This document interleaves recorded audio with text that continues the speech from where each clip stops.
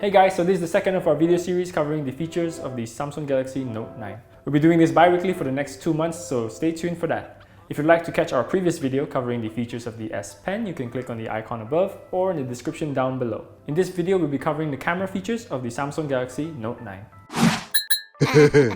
So let's go through the specs of the camera on the Note 9. Much like the Samsung Galaxy S9 series, the Note 9 also features a dual rear camera setup. Both camera having 12 megapixel sensors with OIS built in, one having an aperture of 2.4 with 2x optical zoom, while the other has the dual aperture of 1.5 and 2.4. The front camera has an 8 megapixel sensor with autofocus and an aperture of 1.7.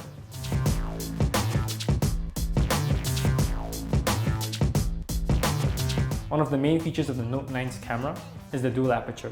This means that the Note 9 can automatically adjust its aperture depending on the lighting. So for example, if you're taking a photo in broad daylight, it will use the f2.4 aperture for better exposure and sharpness. Whereas in low light situations, the camera will adapt and switch over to the f1.5 aperture, allowing for more light to hit the sensor, thus giving you a sharper and less grainy image.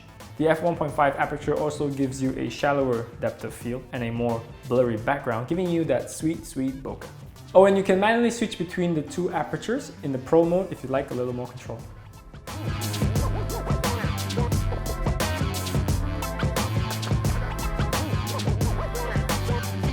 Not only is the camera able to detect the best aperture settings to use, it also has a feature called the Scene Optimizer. What it does is that it uses AI technology to detect a scene or a subject and adjust its settings accordingly to help enhance the image quality.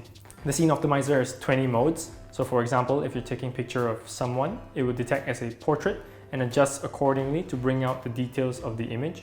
So we're outside right now. We're going to take some photos with and without the Scene Optimizer to see what's the difference between them.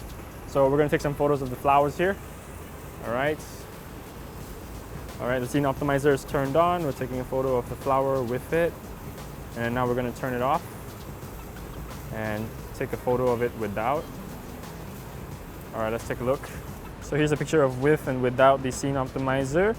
As you can see, without the Scene Optimizer, the image still looks good. Like everything is nice and sharp and clear, everything's in focus. Colors are still really nice. And with the Scene Optimizer turned on, okay, first thing I noticed is like the shadows are really brought down. You can really see the contrast in the image, and the colors of the flowers are more vibrant than the ones without the Scene Optimizer. The yellows are definitely popping right now. It's really nice, and everything's really sharp and crispy. Okay, so now we're taking some photos of the greenery.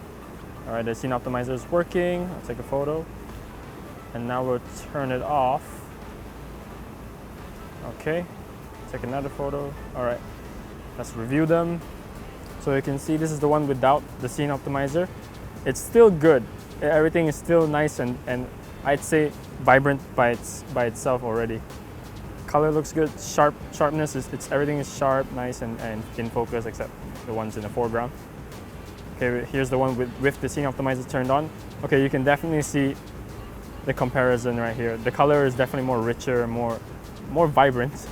They definitely really did a good job in bringing out the greens, and the shadows as well are brought down. There's more contrast. It's more saturated. Yeah.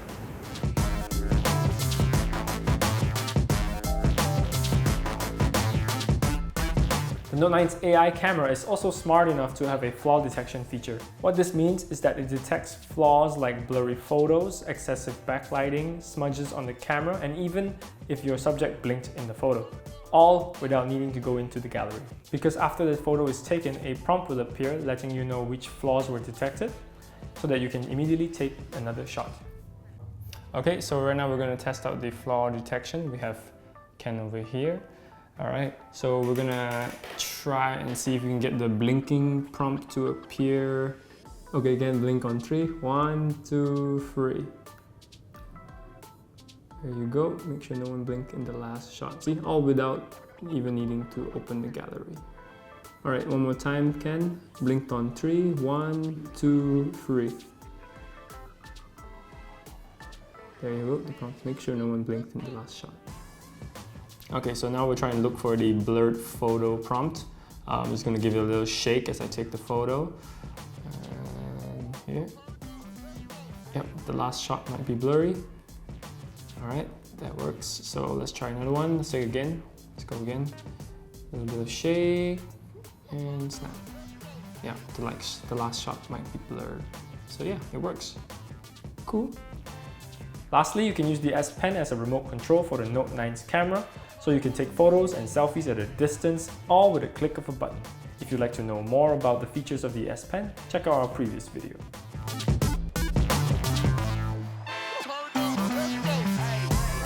Stay tuned to the next video where we will be covering the Note 9's video features, Pro Mode, and more.